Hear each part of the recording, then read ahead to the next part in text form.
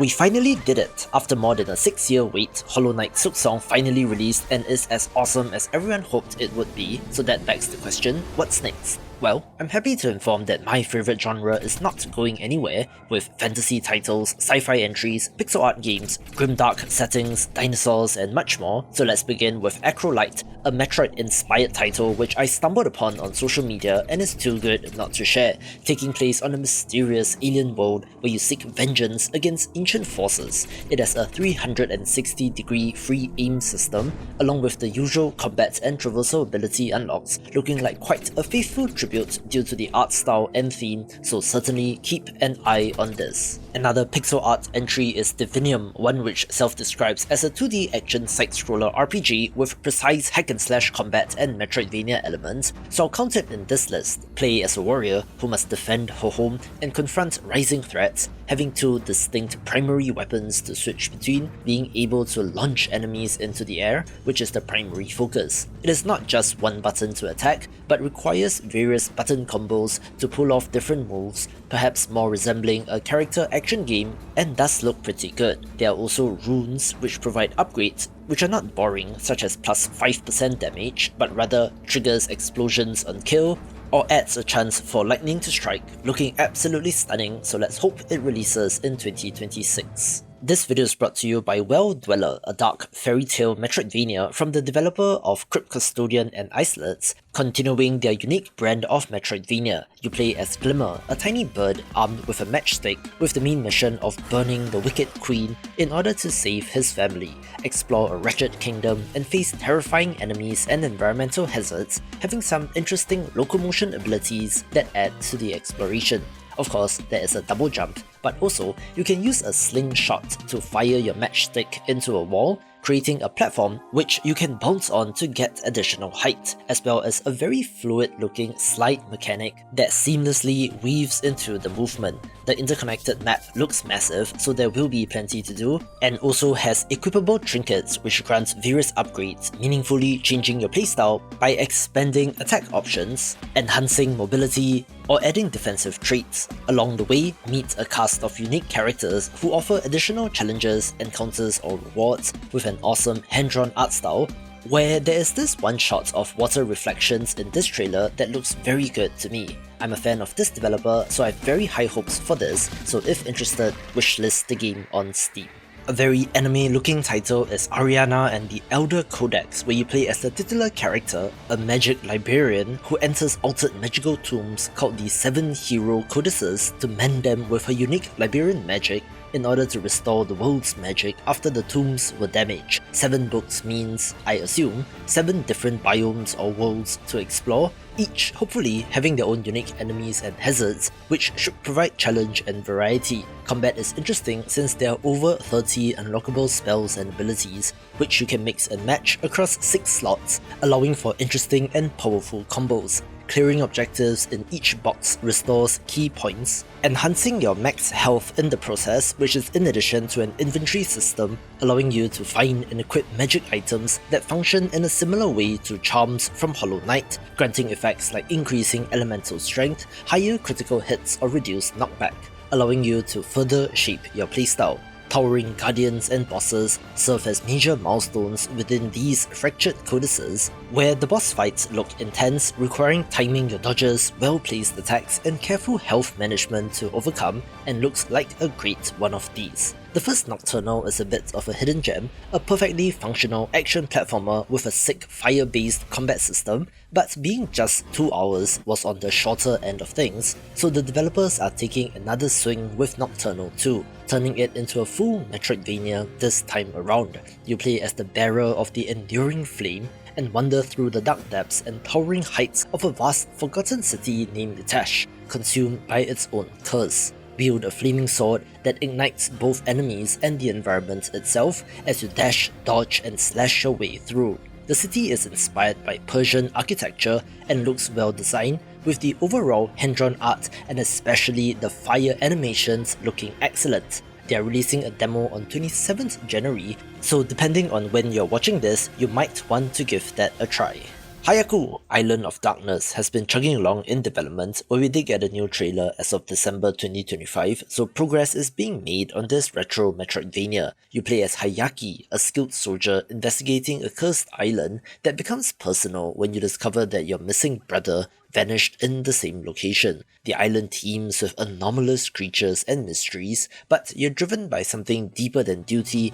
as you push through hostile terrain searching for answers. Navigate sprawling maps and battle enemies with the look and vibe of this, really reminding me of a Mega Man game. Combat pairs challenging platforming with ranged weapons and even a mech, having an arsenal system where you craft and upgrade more than 12 weapons, adding upgrades to either your sword or your pistol, each leveling up into distinct weapons with completely different behaviors. Collect ride armor parts scattered across the island to customize your mech, with the mix of on-foot and mech segments looking fun, so think Panzer Paladin but a Metroidvania and you get the idea. The music and art style is a throwback to the NES era, so if you have any nostalgia for that, or have even the slightest inkling towards pixel art, then I'm sure that this game will be for you. Tales of Fate is a 2D action-adventure RPG with Metroidvania elements in which three heroes explore the fantasy lands of fauna through interconnected regions that include treacherous dungeons, eerie woodlands, majestic castles, and mysterious ruins rendered in gorgeous handcrafted pixel art. Move fluidly with jump, dash, and roll while engaging in fast-paced combat that mixes melee strikes and range spells against a variety of monsters and bosses whose patterns and reactions demand timing and adaptation. The three unique characters in the pig, fox, and koala, I think, have unique playstyles and movesets where you can switch between them freely to tackle different combat scenarios and traversal challenges, being tied to individual elements like ice and fire as well. Collect and equip over 100 different items that can dramatically alter how combat plays out, since they change abilities and stats, giving you more options at your disposal. Interestingly, there is an overworld map and even a hub area in the tavern which lets you take a breather, but of course, just say pixel art Metroidvania and you already have my attention. Similarly, add dinosaurs to your game and I'm already interested, so maybe I'm like 5 or something, but GNAW looks pretty good, a hand-drawn Metroidvania set in a pre-apocalyptic Saurian civilization. You play as Mac Ripley, a dinosaur transformed by strange science who traverses the sprawling streets, alleys, and skyline of New Dino City, filled with both peaceful denizens and twisted critters, while uncovering a creeping mystery at the heart of the city's decay. Combat emphasizes fast-paced action with an arsenal of 16 combat and traversal skills that let you chomp enemies in close range, fire spit projectiles, bounce to reach elevated platforms, and weave between enemies. It is a classic Metroidvania, so exploration and combat nets you new traversal abilities, which expands available routes and opens up previously inaccessible areas, so there will be backtracking according to genre norms. Impressively, this will have over 150 types of enemies, which is a lot, with an awesome hand-drawn art style with intricately detailed environments and backgrounds, and looks impressive. A complaint that I have seen is that there are too many Castlevania-inspired titles and not enough Metroid-inspired ones, so I'm here to fix it with the recommendation for Moadra, a dark sci-fi title that has been in development for a long time, but there are signs of life from the developer, so it is not cancelled yet. You play as an alien scout stranded on the hostile planet of Proteus 6, tasked with surviving its brutal environment while unraveling the mystery of what befell your ancestors and your lost unit deep within the planet's surface and research facilities. Traverse a non-linear interconnected world of barren wastes, freezing peaks, decaying ruins, and lush caverns with movement that emphasizes agility, such as rolling, dodging, wall jumping, and sprinting to evade hazards and hostiles. Where it seems like the default jump causes the character to roll into a ball, which is kind of hilarious to think about, but aliens, I suppose. You have an arsenal of guns and special abilities to use, along with a scanner bot with X-ray vision to inspect creatures and environments to detect hidden paths. The progression comes in the form of absorbing protoplasm from defeated enemies, then entering organic chambers to undergo metamorphosis to evolve weapons and abilities, where it doesn't get much more grimdark than this, and looks great as well. I saw a gif of Chronoscript The Endless End which blew my mind, so I have to share it, being a Metroidvania where you play as an editor who becomes trapped inside the pages of a self-writing manuscript where a 1,000-year story continues past its conclusion and you must navigate both the 2D world as well as the 3D space of a cluttered manor stitched together from thousands of manuscript pages to uncover its mysteries and to get out. The gif in question was the zoom out of the camera to reveal the scattered pages and books, so I'm interested in how they connect with classic 2D side-scrolling combat. It has ink-based movement in line with the theme, which lets you traverse and interact with the environment, having a very interesting visual style that makes it stand out. The hand-drawn pen work, especially in environments and boss designs, look great, so here's to even more innovative ideas from indie developers. The long-in-development Rune fencer Illyia was on last year's list, then having a 2025 release window which has since been changed to 2026, so I'm not sure if it will get pushed again, but there's certainly something of interest here. You play as Illyia, a young runist whose airship crashes behind enemy lines, and you lose contact with your sister who was travelling with you, now having to explore and search for her missing twin. You are using both fast, responsive swordplay and runic magic in combat, with the ability to steal runes from foes and to combine them into powerful spells, varying up your attacks against more than 140 unique enemies and challenging bosses. There's also the ability to freeze time, which is cleverly woven into the exploration and platforming, with the magic extending to breathing underwater, traversing ceilings and manipulating gravity, memory stones hidden throughout the kingdom, tweaked abilities or grant new traits, adding more on top of the previously mentioned systems, with a cast of peculiar characters to meet and rescue, hundreds of food and potions to craft, and a lot more, which is probably why it's taking so long, but still, whenever it releases, will be one to watch. Speaking of long in development titles, we finally have a release date for Emberbane, a Metroidvania which draws inspiration from Avatar: The Last Airbender, one of my favourite fantasy worlds, so of course I'm down for this. You harness the four elements of fire, water, earth and air, seamlessly switching between them in combat and traversal, journey through haunted forests, drowned citadels, frozen palaces and sun-scorched deserts, using powerful elemental combos to exploit enemy weaknesses even mid-fight. The traversal looks fun, where you can get quite a bit of height on the jump, aided, I presume, by the air element, and thus have almost precision platforming looking segments and looks quite fun. The pixel art lacks outlines, so it's not my favourite look since the characters do not pop. But overall, I still think it looks pretty good, so hopefully the gameplay holds up, and I guess we'll find out soon enough. Another pixel art title of interest is Eden's Guardian, a dark fantasy entry set in a world rooted in the history of gods and humans, intertwined by conflict and corruption. Guardians in this world are the children of gods and mortals who inherited divine power, but as the generations passed, their power began to wane, leading to them seeking out darker sources of power, but at the cost of their sanity. You play as a guardian who did not want to partake and was imprisoned for it, now managing to break free only to find the world crumbling around her and must now find out what happened. The gimmick here is essentially a blink dagger, where you're able to throw your sword and to nail it into surfaces, then teleport to it, extending reach in combat, and opening up tactical options for attacking and surprising enemies, but can also be used in traversal. Needless to say, the pixel art again is what drew me to this game, definitely giving off blasphemous vibes, although without as strong of a religious theme, but does still feel like one of those dark fantasy epics. Not too much in terms of updates as well, but there are signs of life, so hopefully we will get at least a release window this year. Yet another pixel art title is Altered Alma, a pixel art Metroidvania with, most interestingly, a relationship system as well, as you explore Neo Barcelona's neon-drenched city streets and vertical districts, playing as Jacqueline, a mercenary with powerful tools and abilities, fight through hostile gangs and mechanical foes while navigating narrative threads and alliances that shape your journey.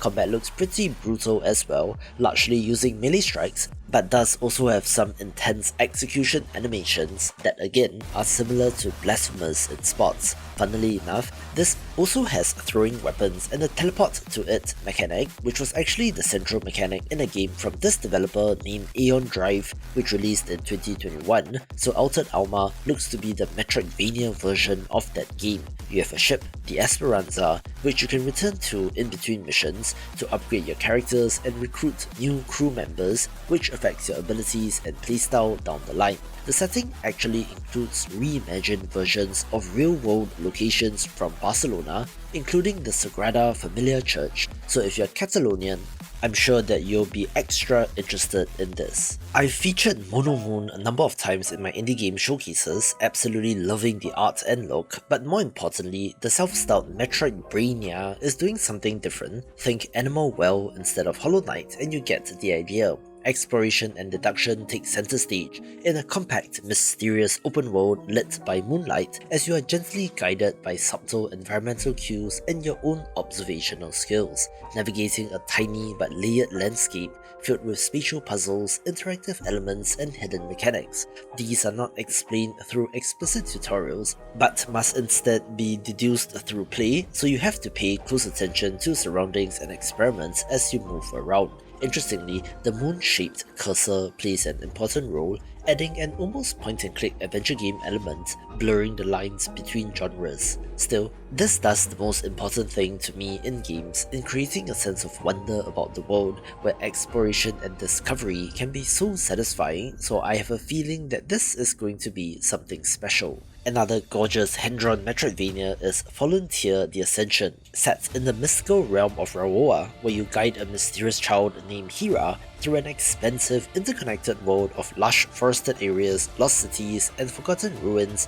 teeming with ferocious beasts, corrupted gods, and a tapestry of biomes that shift in response to your actions. It has real-time combat with a couple of fascinating systems where you attack, parry, and dodge, progressing up skill trees to unlock new abilities. So far, so standard. However, you can forge fated bonds with over a dozen companion characters which you can call on in battle like a summon, think Ender Lily's Creators of the Night, and you get some idea. But these are fully fledged characters with their own stories and personalities. Also being teased is that Hira transforms into a powerful monster, dramatically changing up the combat. There's a central hub area in the castle, which you fill with NPCs, with minigames and castle upgrades to help you along. Also having some roguelite influence since the path forward changes a little every run, but story, character progress and upgrades carry over, so it does seem like Sundered to me. Speaking of Sundered, developer Thunder Lotus Games absolutely crushed it with Spiritfarer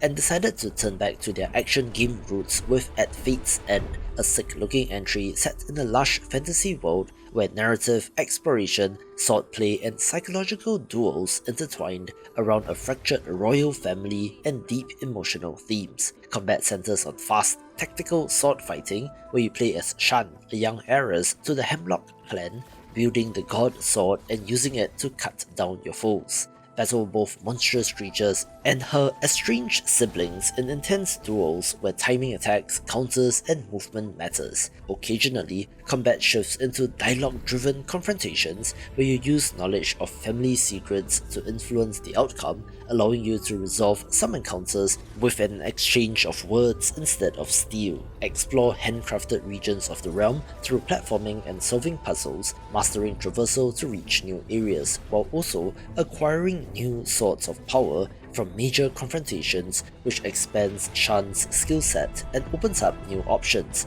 The story explores some mature topics and complex stories around themes of reconciliation, rivalry, and legacy, as each sibling encounter reshapes our heroine's relationships within the family, having some of the most beautiful hand-drawn art that I have seen. Time Spinner 2 Unwoven Dream is the follow-up to a fan-favourite pixel art title where you play as Aurea, a seasoned war hero drawn back into conflict when a catastrophic phenomenon called the Unwoven Dream threatens both reality and her family, putting her on a journey towards the enigmatic tower in the sea to avert an apocalypse while confronting threats and discovering deeper truths about prophecy and fate. Combat in Time Spinner 2 is similar to the original, where you're using orbs to attack, which is still one of the more unique weapons that I have seen, and like the original, is heavily inspired by Symphony of the Night down to the enemy names popping up in the bottom left when you first hit them. Locations include eerie forested areas, underwater depths, and dream-like domains,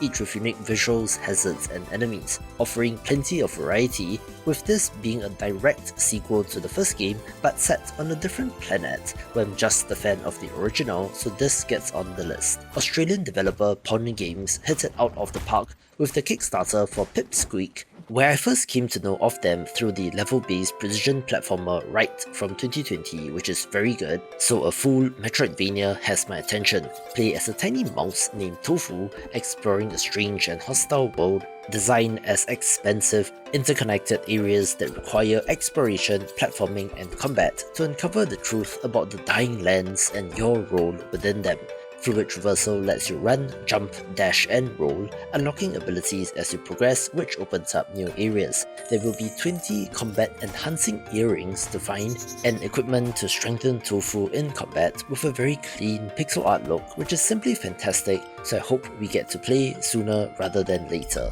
Wolfhound comes to us from BitKit Inc., the developer of Chasm, the procedurally generated Metroidvania, which is neat but did get a mixed reception, with this being a full-on Metroidvania that sure seems very contra to me. Play as Captain Chuck Wolfhound Rossetti, a wisecracking one-man army sent into a clandestine Axis base hidden in the Bermuda Triangle to investigate the disappearance of an allied vessel and to uncover the horrific experiments being conducted deep within its twisted halls, where mutant insects, zombies, and other creations await at every turn. Explore the map with 10 interconnected regions, each full of branching paths, obstacles, and enemies in a non-linear fashion. Firearms and tools such as pistols, rifles, explosive, and experimental weaponry like rail guns can be used, with special ammunition and modified gun parts boosting their power. The traversal upgrade options include tools like gravity boots, which is fitting for the theme and setting,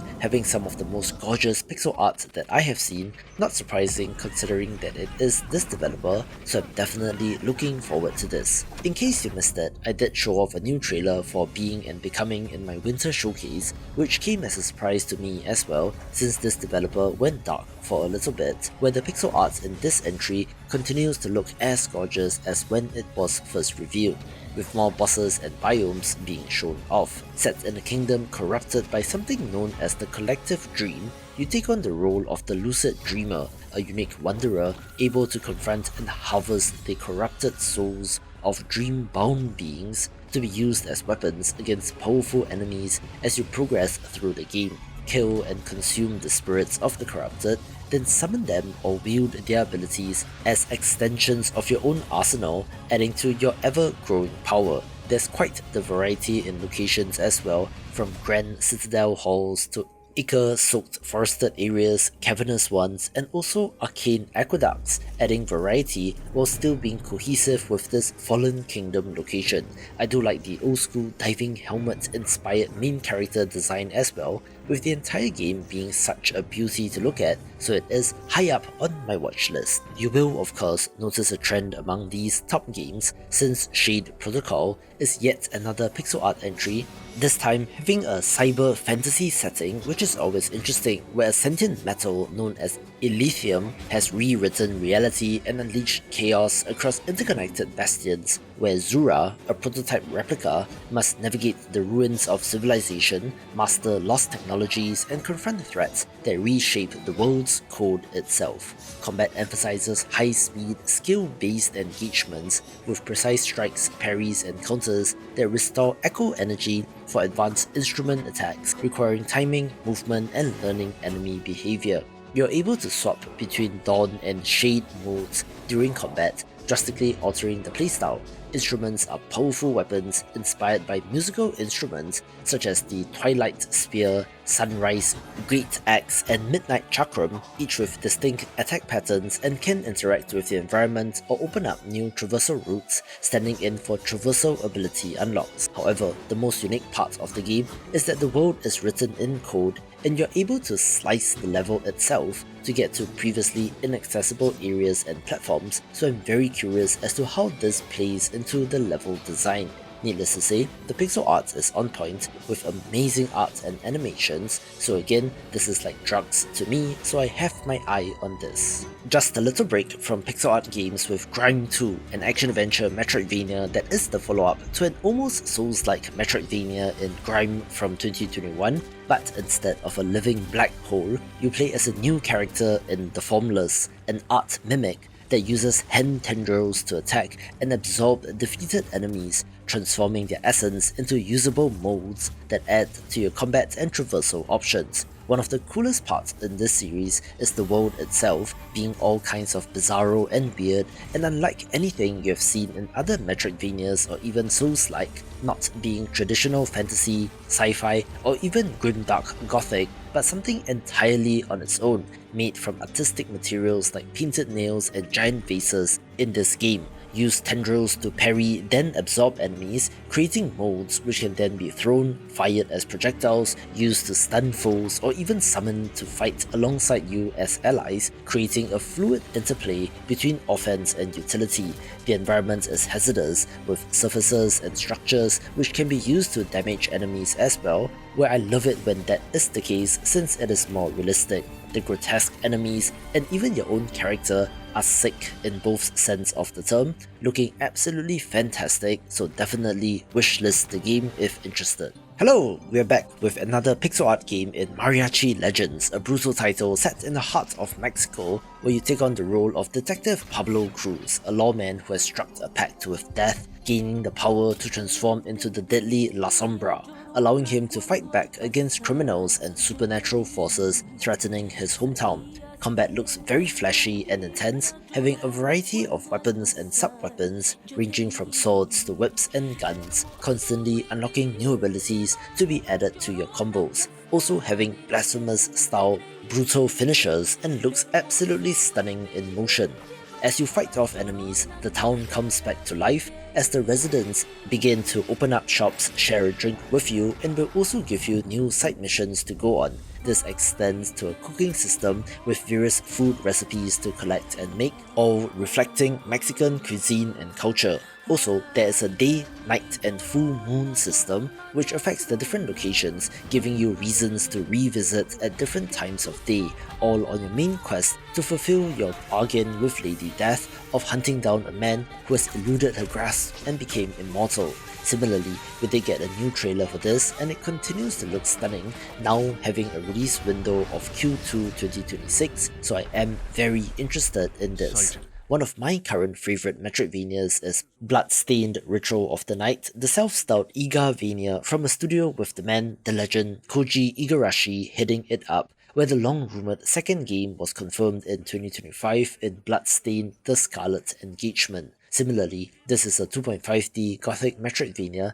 set in a sprawling, cursed 16th century England backdrop, where demonic forces pour forth from the ethereal castle under the sway of the demon lord Elias. You play as Leonard and Alexander, a young fighter with the church's Black Wolf clan, and a knight of the kingdom's White Stags, having a curious two-character setup where through the buddy system lets you control or coordinate two heroes simultaneously, switching between them to leverage each character's strengths, but can also be used to unleash powerful combo attacks. There's an expensive interconnected map, said to be larger than the map in Ritual of the Night, also having 4 time periods in dawn, day, dusk, and night, changing not only the environmental lighting but gameplay and the world as well. There's crafting and cooking to strengthen your characters, and where changing armor will have an effect on their visual appearance, so I'm excited to see what they're cooking, and I wouldn't be surprised to see this on a Game of the Year list. After Silksong, the next Metroidvania that might break Steam is Crow Sworn,